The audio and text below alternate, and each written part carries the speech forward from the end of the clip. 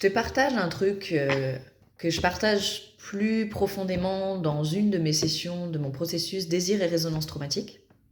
D'ailleurs, il est encore temps de nous rejoindre pour le prochain groupe qui commencera dans quelques jours. Ce truc dont je veux te parler, c'est du fait que les schémas de répétition, pour moi, sont des addictions.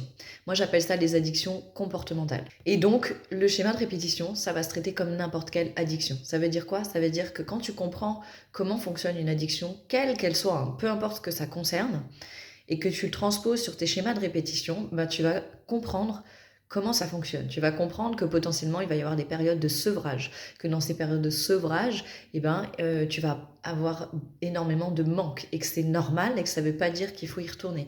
Tu vas pouvoir comprendre que parfois, il y a des rechutes, comme dans beaucoup de processus où on va arrêter une addiction. Tu vas comprendre aussi quels sont les mécanismes de fond. En fait, d'approcher les schémas de répétition comme une addiction peut changer beaucoup de choses dans la façon dont tu peux accompagner le processus pour en sortir. Le truc, c'est qu'on vit quand même dans une société où on va comprendre l'importance d'accompagner les gens qui sont alcooliques ou qui sont vraiment sous drogue dure à arrêter et à vivre des processus parce que ça va impliquer beaucoup de choses, des décompensations, plein de phénomènes différents au niveau psychique.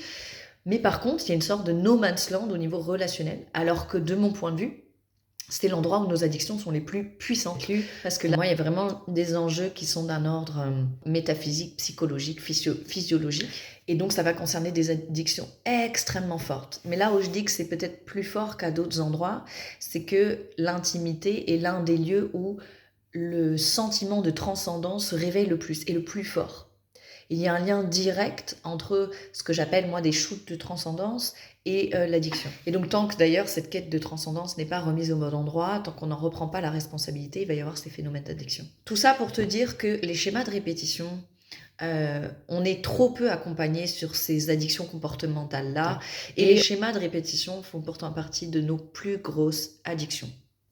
Donc c'est pour ça qu'il y a beaucoup de gens d'ailleurs qui disent « mais je comprends pas, j'ai conscience du schéma ».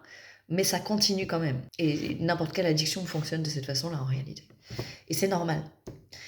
Si c'est quelque chose qui te parle, si tu veux nous rejoindre, comme je te disais, dans le processus désir et résonance traumatique, c'est quelque chose que j'aborde plus en profondeur. Je vais donner les outils en fait pour justement, de la manière la plus autonome possible, tout en étant accompagné, progressivement transformer ces addictions-là, puisque les addictions sont toujours le symptôme de quelque chose. Et pour moi, c'est pas quelque chose de bien ou de mal, c'est que juste quelque chose qui va réclamer notre attention pour nous parler de ce qu'on réprime.